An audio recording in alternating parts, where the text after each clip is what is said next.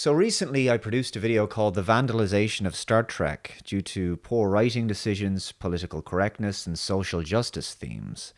But there's been plenty of all of that in the Star Wars franchise of late. I wanted to bring up some of these things in my recent Star Wars The Last Jedi review, but I thought it best to focus on these things in the context of the last few films and produce a dedicated video about it. I could begin with the truly awful prequels, but as I've only ever had the stomach to watch those films once, and they didn't really have much social justice garbage in them, thankfully, I think I'll focus purely on the three most recent films. Beginning with Star Wars The Force Awakens. One of the major gripes I had with the direction the producers took with that film was separating the three original cast members so that they had no actual screen time together. Han Solo and Princess Leia did, of course, but Luke Skywalker literally only has one non-speaking cameo scene at the end of the movie. What's more, and as per usual with Hollywood movies that contain a very left-wing bias, there's always an anti-family, anti-marriage sentiment, and The Force Awakens also succumbs to this. Relationships always seem to break down, and everyone gets divorced and estranged. After apparently going off to live happily ever after at the end of The Return of the Jedi, Han and Leia are now no longer together. Their relationship hit the skids, and though they're still on good terms, they're done as a couple. It's very sad, to be honest, and it really desecrates their character development and the memory of the original films. Though I'm sure Harrison Ford wanted out of the franchise, his death just feels cheap and unnecessary. But more frustratingly than that is just how poorly the relationship between Han and Leia is actually dealt with. Their separation was largely motivated because of their son Ben Solo, aka Kylo Ren, the film's principal villain.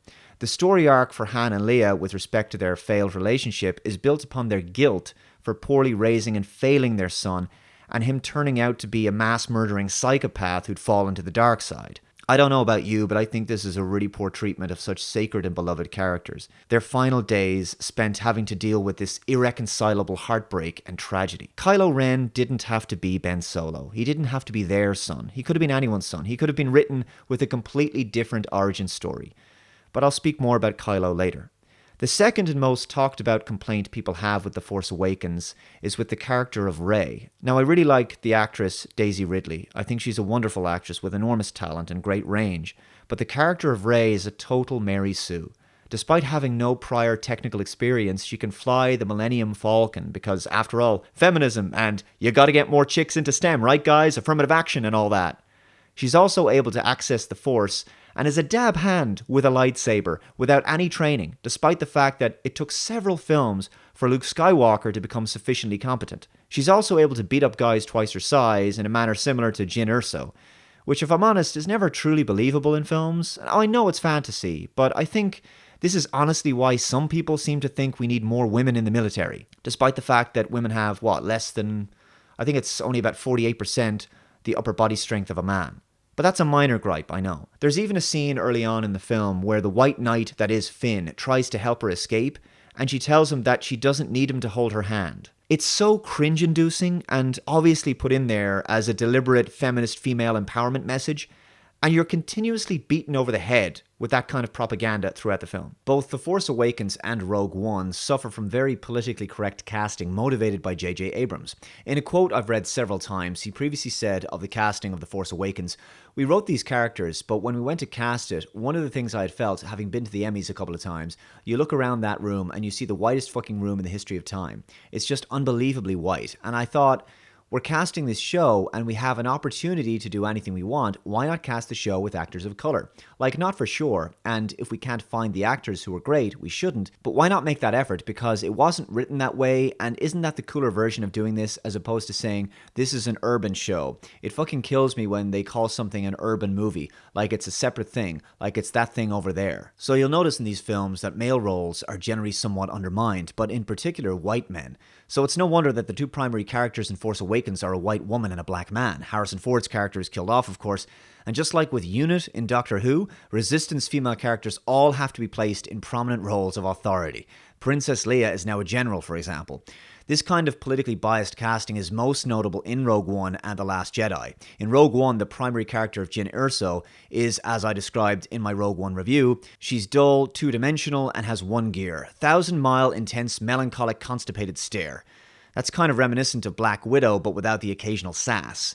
She's boring and forgettable. She doesn't learn anything. She gets a brief reconciliation with her father. That's about it. Now, I'm all for strong female leads, but this character isn't female. That's the insulting aspect of this. Hollywood thinks femininity is patriarchal or something, so chicks have to be masculinized in order to be considered strong, because they don't see femininity as being a virtue, which is actually insulting to women. Girls don't aspire to be these kinds of heroines. Boys aspire to be these kinds of stoic action heroes. Is it any wonder we live in a world of such utterly disturbing gender confusion where masculinity in men is shamed now? This character of Jyn is a dead behind-the-eyes robot. Recast this character with a man and nothing changes. Gender is fluid after all, right? No, it's not, thank God. So the good guy team in Rogue One are comprised of a woman, an Hispanic man, an Asian guy, an Indian guy with an English accent, Forrest Whitaker, who's obviously black, and a Pacific Islander guy. The only prominent white character is Orson Krennic, who is, wouldn't you know it, the principal bad guy. Yes, white men are bad. Virtue signal to the max. Have to process that white guilt, right? Once again, the leading authority figure for the good guys is Senator Mon Mothma, yet another female character. In The Last Jedi, things really go full SJW in terms of female authority figures. General Leia is back in charge, and when she's injured, the rather inept Vice Admiral Amilyn Holdo is left in charge. Not only does she look like a stereotypical purple-haired SJW, but her decisions are irrational, emotional, and downright irresponsible, and she fails to take any responsibility for her failures. Poe Dameron, BB-8, Finn, and another new character engage in a very necessary mutiny in order to develop an actually sensible and practical plan that won't end up getting every Resistance ship destroyed, and the best Holdo and the recovered Leia can do at the end of the film is to pull rank, with Leia simply shooting Dameron because he disobeyed her. But she's not an unreasonable autocrat or anything. Dameron's ideas actually made sense. Holdo's plan jeopardized the lives of the entire Resistance fleet, and as predicted by Dameron, the First Order began picking off the Resistance vessels one by one. The two obnoxious female characters of Leia and Holdo have a right good chuckle about Dameron, calling him a hothead because, of course, masculinity's so toxic, right? Let's choose the feels over an actual practical plan that would minimize the deaths of Resistance lives while simultaneously crippling the bad guys. Despite being the protagonists in this story, it does make it very difficult to root for the Resistance. And as for the antagonists, well, the First Order are made to look clownish, buffoonish, and in no way threatening and completely incompetent. But they are commanded by a white man, so obviously they have to be depicted in this way, right? The best Holdo and Leia could come up with after emasculating Dameron was to escape to a planet, while many of their ships got blown to bits in space, and where the First Order would have them cornered.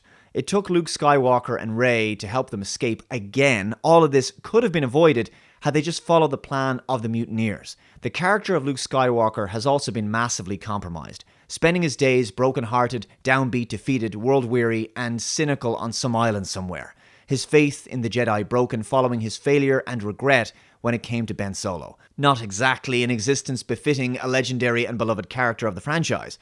And the actor Mark Hamill seems to resent this direction, also saying in an interview, "When I read 8, I told Rian Johnson, the writer-director, I fundamentally disagree with virtually everything you've decided about my character." He also described Han Solo's death in Force Awakens as a great missed opportunity. At best now, we can hope that Harrison Ford and Mark Hamill will appear on screen together as Force ghosts.